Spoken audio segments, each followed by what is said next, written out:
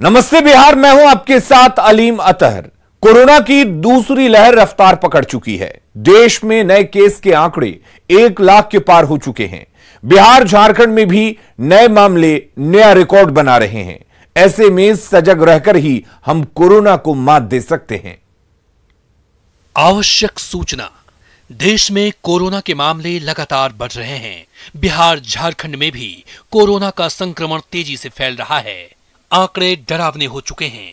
बावजूद इसके लापरवाही की तस्वीरें सामने आ रही है। तेजी से फैलते संक्रमण पर ब्रेक तभी लग सकता है जब सब मिलकर कोरोना के खिलाफ जंग लड़ें। कोविड प्रोटोकॉल के पालन से कोरोना को मात दी जा सकती है और खुद के साथ सभी को सुरक्षित रखा जा सकता है। मास्क और सोशल डिस्टेंसिंग का पालन करें और स्वस्थ रहें। तो बिहार में कोरोना के मामले तेजी से बढ़ रहे हैं। पिछले 5 दिनों में यह आंकड़ा लगातार बढ़ रहा है। ग्राफिक्स के जरिए हम आपको दिखाते हैं कि पिछले 5 दिनों का आंकड़ा क्या कुछ है। अगर बात 2 अप्रैल की करें तो 2 अप्रैल को 662 नए मरीज सामने आए थे। 3 अप्रैल को संक्रमितों की संख्या बढ़कर 836 हो जाती है। 4 अप्रैल को 864 नए मरीज मिलते हैं। 5 अप्रैल को 935 नए मरीज मिलते हैं। 6 अप्रैल को यह आंकड़ा और बढ़ जाता है और 1000 के आंकड़े को पार करता हुआ 1080 तक पहुंच जाता है।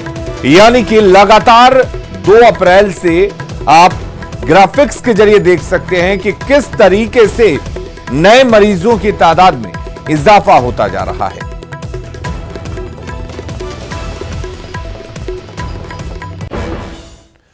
बिहार में कोरोना के बढ़ते मामलों के बीच सीएम नीतीश ने हाई लेवल मीटिंग की और जांच की संख्या बढ़ाने के साथ क्वारंटीन सेंटर तैयार रखने के निर्देश दिए। इसके साथ ही लोगों से कोरोना गाइडलाइन का पालन करने और वैक्सीन लेने की अपील की गई है।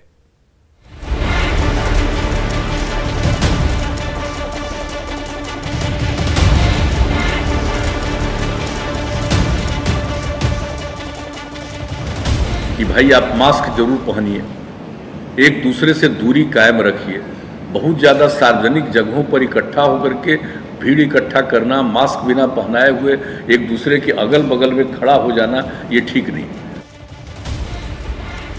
बिहार में कोरोना के एक्टिव मरीजों की संख्या 4000 के पार पहुंच चुकी है। हर रोज नए मामले बढ़ते ही जा रहे हैं। एक दिन का आंकड़ा अब 1000 के करीब पहुंच चुका है। स्थिति की गंभीरता को देखते हुए मुख्यमंत्री नीतीश कुमार ने उच्च स्तरीय बैठक की और लोगों से कोरोना के गाइडलाइन के पालन की अपील की।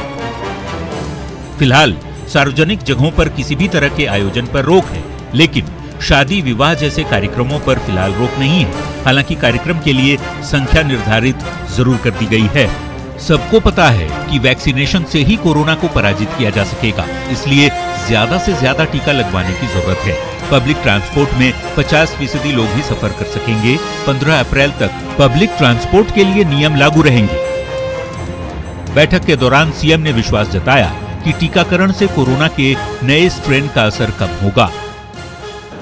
टीकाकरण भी कराइए और दूसरी चीजें की टेस्ट भी करवा लीजिए।